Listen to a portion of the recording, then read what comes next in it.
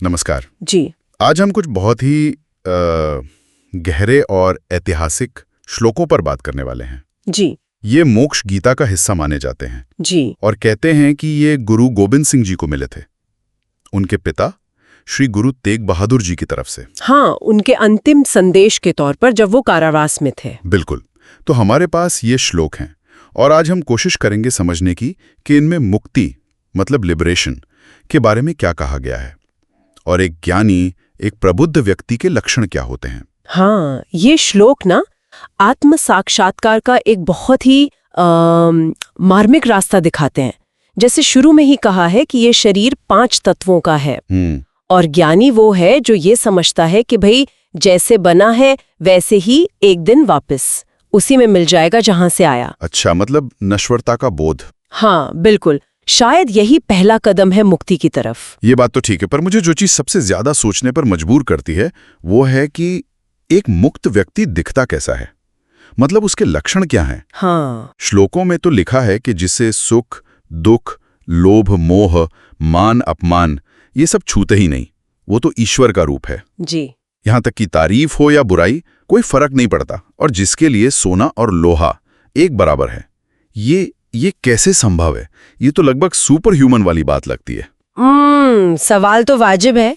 देखिए, ये अवस्था असल में तब आती है जब इंसान उस क्या कहते हैं द्वैत भाव से ऊपर उठ जाता है। द्वैत भाव? हाँ, मतलब चीजों को अलग अलग करके देखना, मैं और दूसरा, मेरा और तेरा।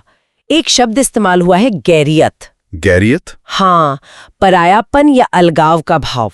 जब तक ये गैरियत है ना, तब तक सुख दुख, अहंकार, मोह, लोभ ये सब पकड़ते हैं हमें। अच्छा। और जब ये भाव मिटता है तो फिर बाहरी बातें, चाहे तारीफ हो या बुराई, वो अपना असर खो देती हैं। जैसे वो कंचन लो समान वाली बात है। हाँ। उसका मतलब ये नहीं कि सोने की कीमत नहीं रही, मतलब ये है कि उस व्यक्ति के मन में उसके प्रति कोई खास लगाव या नफरत नहीं रही, वो अटैचमेंट खत्म हो गया। तो ये एक तरह की अंदरूनी डिटैचमेंट है। हाँ। अच्छा, और स्रोतों में अहंकार का भी जिक्र है, जिसे हूं में कहा गया है। जी, मैं करने वाला हूँ, मैं भोगने वाला हूँ वाला भाव। हाँ, और डर से मुक्ति का भी, क्या इनका भी कनेक्शन इसी द्वैत भाव से है? बिल्कुल बिल्कुल।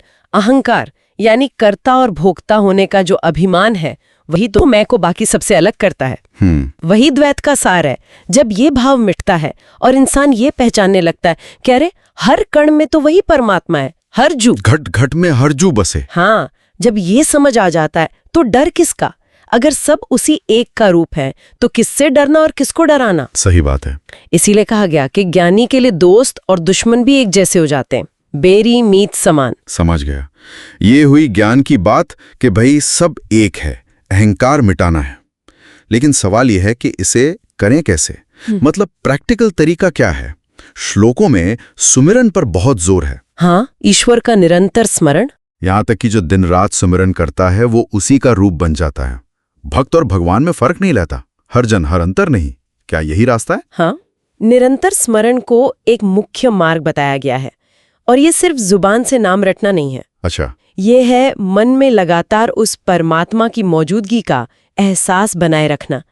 इससे धीरे धीरे वो अहंकार, वो अलगाव, वो घुलने लगता है। और वो अवस्था आती है जहां भक्त और भगवान का भेद मिटता हुआ सा लगता है। ये जो एक हो जाने वाली बात है, ये तो अद्वैत मतलब नॉन डुअलिटी का पीक है। लेकिन फिर एक और बात है जो मुझे थोड़ी कंफ्यूजिंग लगती है। बताइए। श्लोकों में आगे कहा है कि जीवन भर वेदांत, गुरु और ईश्वर का सम्मान करना है, मन से, वचन से, कर्म से। जी हाँ। और खास तौर पर गुरु के साथ अद्वैत भाव रखने से मना किया गया है, ना द्वैतम गुरुणा सह। एक तरफ तो सब एक हैं, दूसरी तरफ गुरु से भेद रखना है। ये दोनों बातें कैसे साथ चल सकती हैं? ये बहुत ही गहरा और प्रैक्टिकल पॉइंट है। ये दर्शन और व्यवहार का संतुलन दिखाता है। अच्छा। यहाँ समझने वाली बात है भाव और कर्म का फर्क। भाव मतलब अंदर की समझ, एहसास। कर्म मतलब बाहरी बर्ताव। ठीक है। तो मन में, भाव में ये समझ रखनी है कि हाँ, सब कुछ एक ही परम तत्व है, अद्वैत भाव। लेकिन व्यवहार में, कर्म में, खासकर ज्ञान के जो स्रोत हैं जैसे गुरु हैं या शास्त्र हैं, उनके प्रति एक उचित आदर और भेद बनाए रखना जरूरी है। बिल्कुल। सोचिए, अगर आप कर्म में भी गुरु के साथ अद्वैत दिखाने लगें तो आप उस मार्गदर्शन का ही अपमान कर देंगे। जो आपको उस अद्वैत तक ले जाने वाला है ना? हाँ, ये बात तो है। मतलब अंदरूनी समझ अलग, बाहरी व्यवहार अलग। जी, ये व्यवहारिक ज्ञान है। कर्म में द्वैत जरूरी हो सकता है, भाव में अद्वैत रखना है। तो अगर हम सार निकालें, इन श्लोकों का संदेश ये है कि सच्ची मुक्ति वो है जहां सुख, दुख, मान, अपमान, अपना पराया, ये सारे द्वंद्व खत्म हो जाते हैं। हाँ। और ये होता है अहंकार और डर से ऊपर उठकर। हाँ। और रास्ता है हर जगह परमात्मा को देखना और उसका लगातार सुमिरन करना।